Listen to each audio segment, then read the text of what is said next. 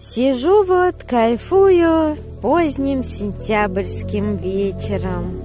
Погодка шепчет, костер горит, на душе спокойно, умиротворенно. Кайф, природа и я.